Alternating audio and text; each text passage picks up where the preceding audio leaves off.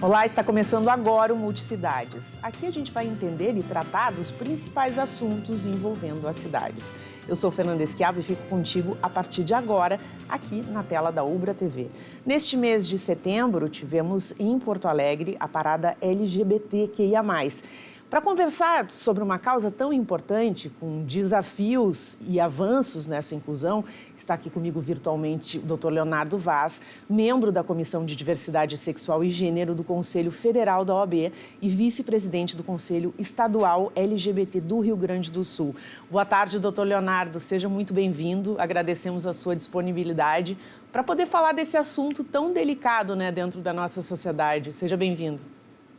Boa tarde, Fernanda. Boa tarde a todos os telespectadores e muito obrigado pela oportunidade de falar de um tema tão caro, não só para mim, mas para um conjunto de pessoas que faz parte, que é a população LGBTQIA+.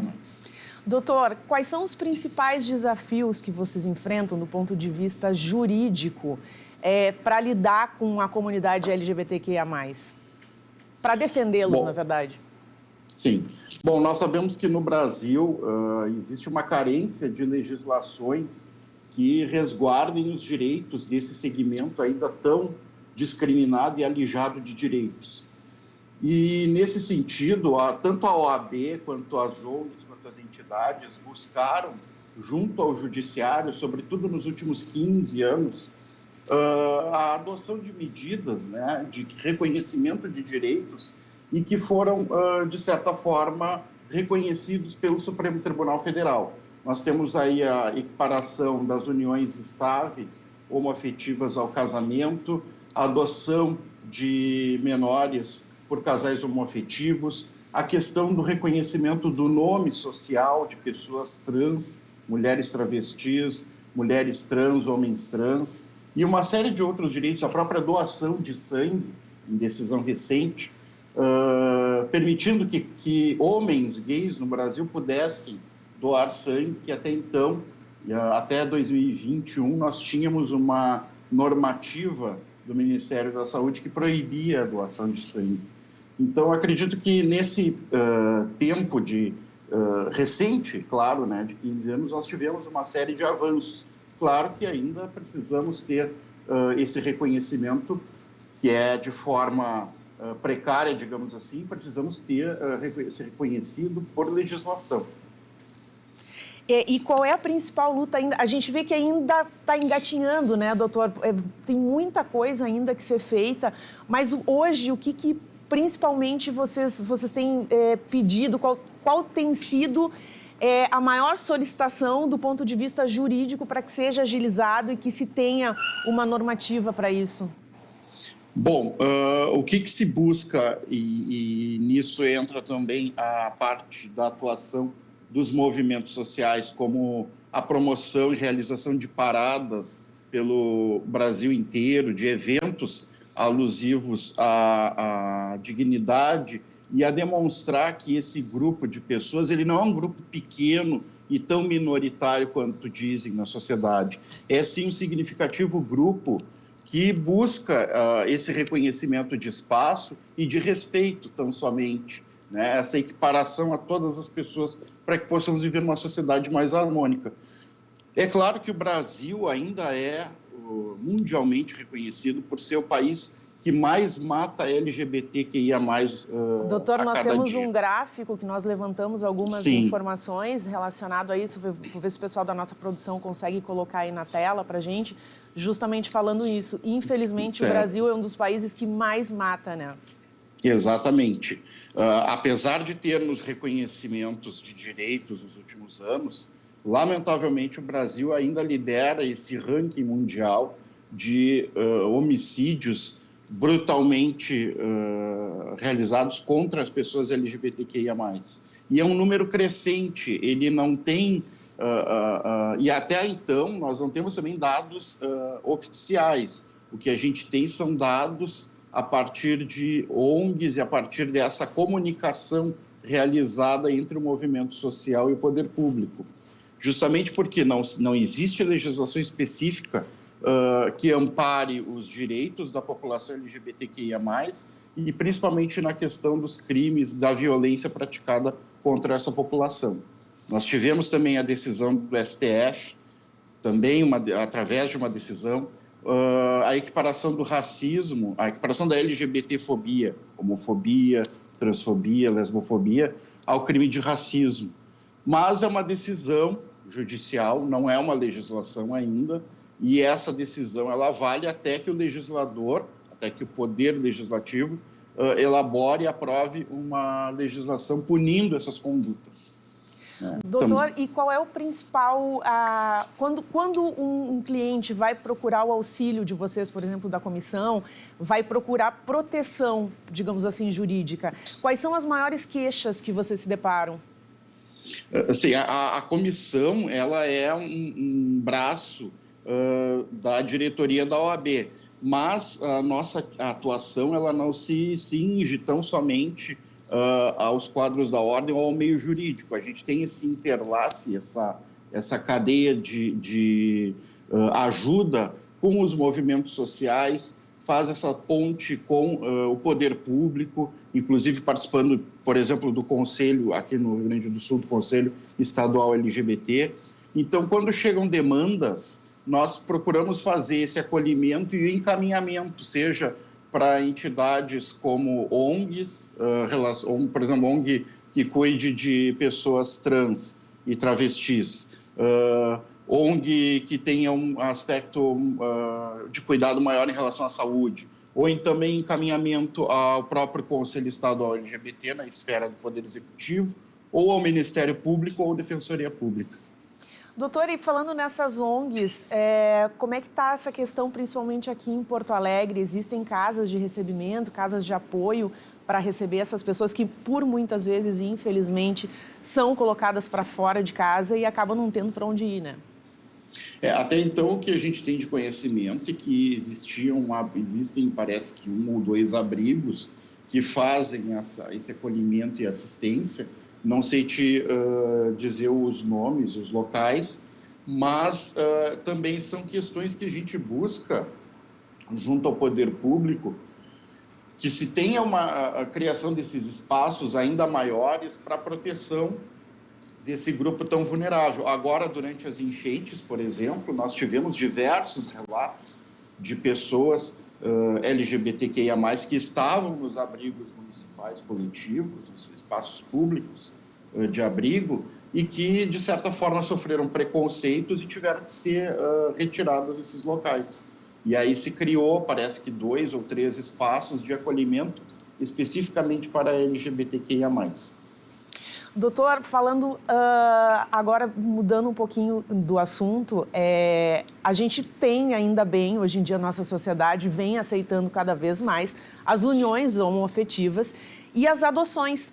E o que eu gostaria de saber é que, para o nosso telespectador que está nos vendo agora, como é que funciona o sistema de adoção nesse caso de famílias homoafetivas? É igual de um casal hétero ou de uma pessoa sozinha que queira adotar uma criança, ou existe algum regramento diferente dentro desse processo?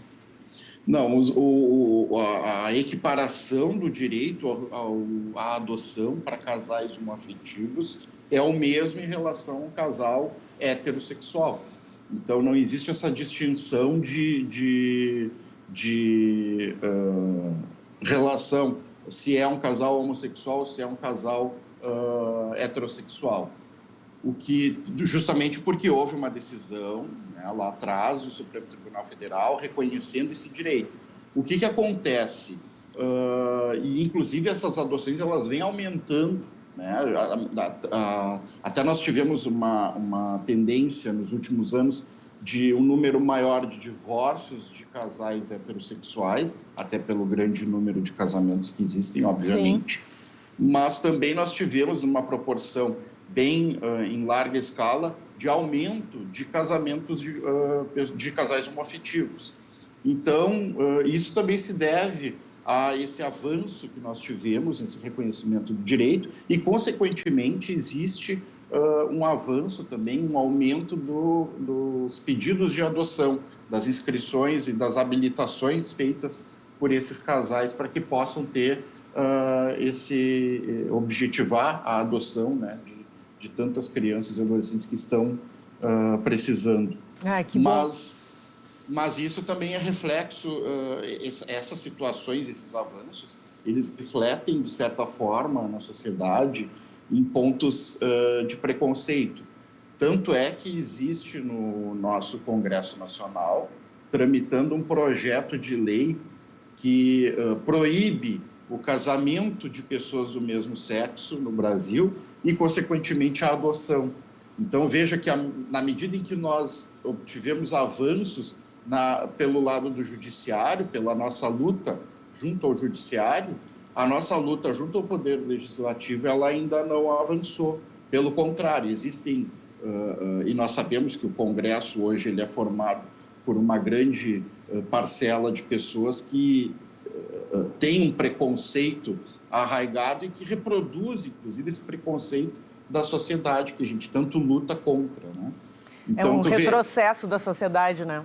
Exatamente. Na medida em que a gente tem avanços por um lado, por outro lado, nós também temos que enfrentar, digamos assim, temos que fazer uma resistência frente a esses grupos para que a gente não tenha nenhum retrocesso. Até questionam, né? Mas se for aprovado o projeto de lei lá no Congresso que proíbe o casamento, isso é inconstitucional, o STF vai decidir depois. Sim, mas até decidir...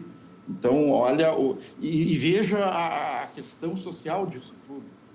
O Poder Legislativo se ocupando e se apegando ao preconceito para legislar contra a sociedade, né? Fazendo o papel inverso daquilo que ele deveria fazer. Doutor, nos nossos minutinhos finais, eu gostaria que o senhor deixasse as suas considerações e também que ações poderiam ser feitas para que a gente diminuísse essa questão da intolerância, né? Eu sempre digo assim, o preconceito existe na sociedade, em grande maioria, por falta de acesso a uma informação de qualidade, um acesso à informação das pessoas. E esse caso que a gente está fazendo aqui, essa entrevista, trazendo esse diálogo e trazendo essa informação, levando essa informação a uma série de pessoas, faz com que a gente desmistifique esses preconceitos, esses preconceitos estabelecidos em boa parte da sociedade. Então, eu acredito e entendo que a gente deva, sim, estar dentro das escolas, falando sobre os temas de diversidade sexual e gênero. Nós precisamos estar nos bancos acadêmicos falando sobre temas relacionados à diversidade sexual e gênero, na imprensa, principalmente, levar esse acesso à informação para se combater esse preconceito. E, claro, a união da sociedade, de todos os grupos, com os movimentos sociais, com as entidades de classe, com o poder público, pressionando, inclusive, o poder público para que se avance no reconhecimento de direitos, né, no avanço da legislação, e que assim a gente possa conviver numa sociedade mais harmônica e que a gente não figure mais como um líder mundial de mortes por LGBTQI-fobia no Brasil. Isso é muito triste e é o risco que todos nós corremos diariamente, mas que a gente luta para que esses indicadores melhorem, né, e nos favoreçam de forma igualitária. Doutor Leonardo, muito obrigada por essa participação tão importante, de um assunto tão importante de ser debatido. Muito grata. Eu que agradeço a oportunidade. Muito obrigado. Multicidades faz um rápido intervalo agora e depois a gente continua conversando sobre isso. Eu volto já.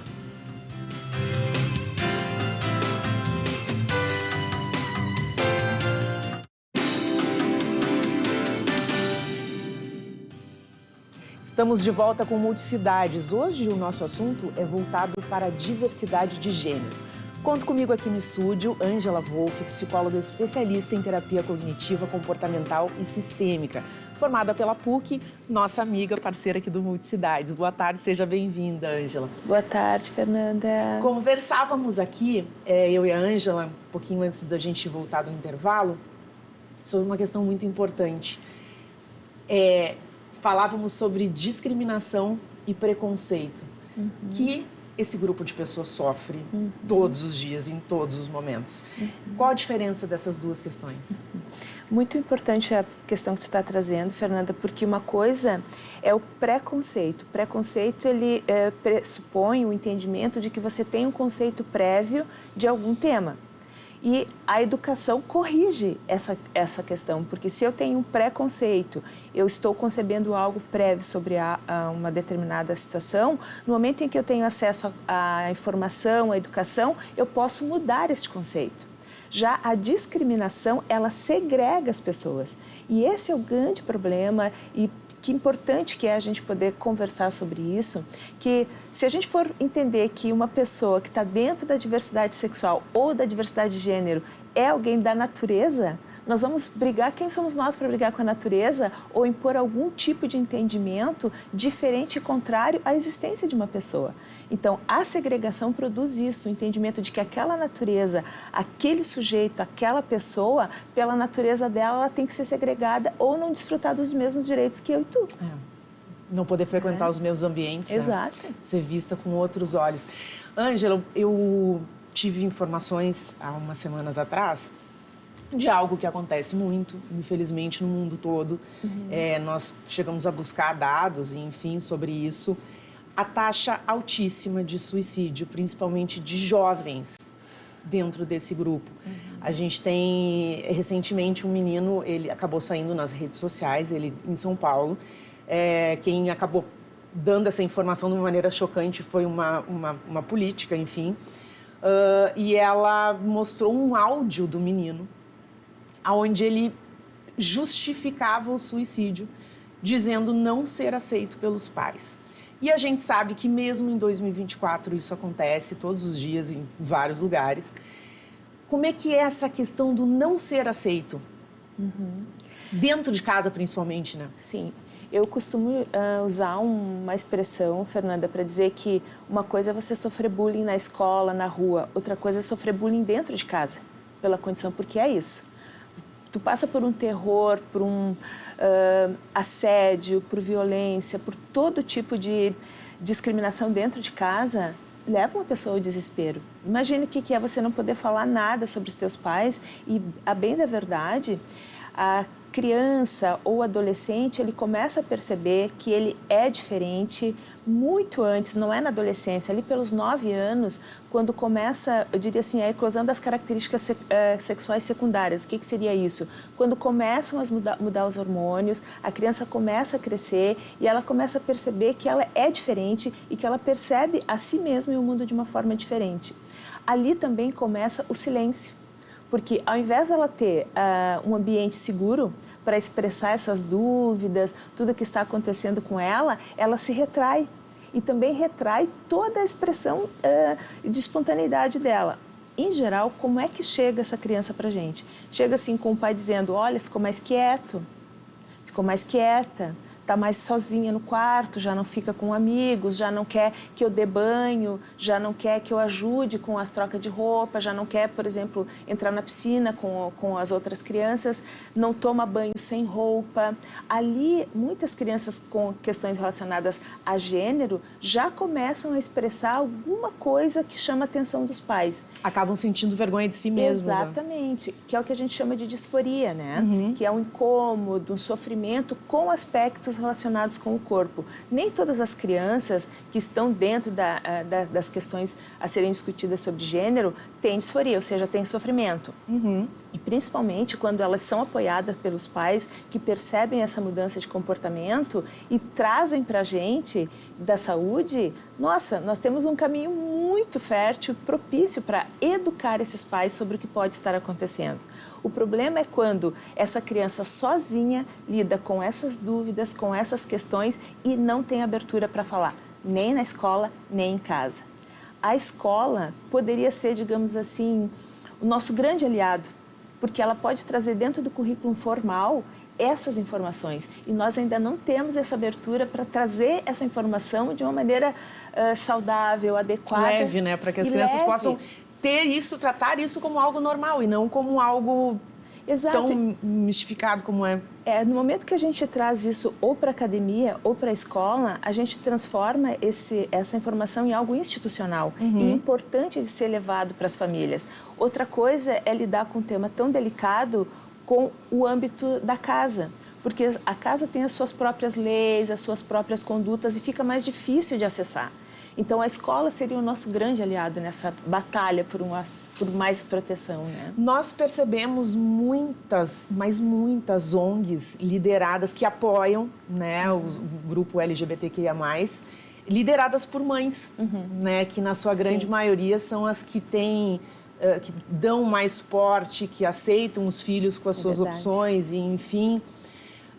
Mas quando isso não acontece, em relação aos pais que hoje, por algum motivo, estão passando por uma situação dessas, mas por falta de conhecimento, não por má vontade, ou por... Né, como que esses pais que vivem uma situação dessas deveriam se portar, quem eles deveriam buscar para ter um suporte, para ter uma ajuda? Hoje nós temos uma rede de atenção à saúde que ela é muito competente. Nós temos uma tendência a fazer uma crítica muito ácida ao SUS, mas o SUS, ele contempla toda a assistência que uma criança, que uma família pode necessitar. Uma UPA, um serviço... Qualquer serviço de saúde pública tem condições de dar informação para os pais, informação com qualidade. Hoje, por exemplo, nós temos aqui no Hospital de Clínicas, ele é o centro de referência para todo o atendimento. Quando nós detectamos, quando a gente identifica uma condição como essa na criança, a gente encaminha para uma unidade básica de saúde.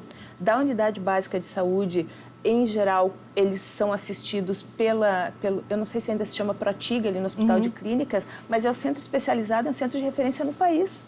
Aqui no Rio Grande do Sul. Olha que bacana, aqui em Porto Alegre, né? Exato. Então, é muito importante que os pais saibam que se eles tiverem alguma dúvida, alguma questão que envolva essa percepção de que meu filho, minha filha é diferente e pode ter tanto uma orientação sexual como uma questão de gênero a ser entendida, que eles percebam isso e percebam que, com sensibilidade como pais, que eles vão até a unidade básica de saúde, que eles vão encontrar informação lá.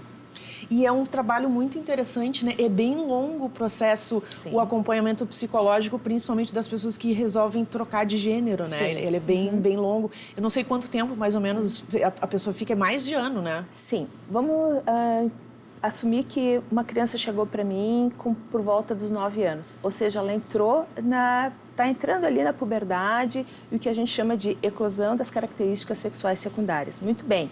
Ela começa a perceber essas diferenças dela.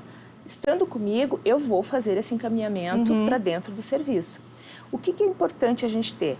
Que quando a criança tem essa condição, nós vamos oferecer para ela informação, mas não se faz absolutamente nenhum tipo de intervenção médica, nenhum tipo de intervenção química nesse momento.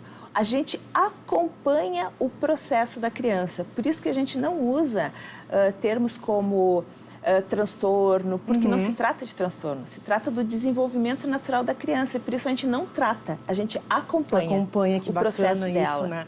Ângela, assim, a gente tem uns minutinhos finais e eu gostaria de te perguntar o seguinte: o que falta na nossa sociedade, enquanto seres humanos, para que a gente tenha tolerância e aceite as pessoas como iguais?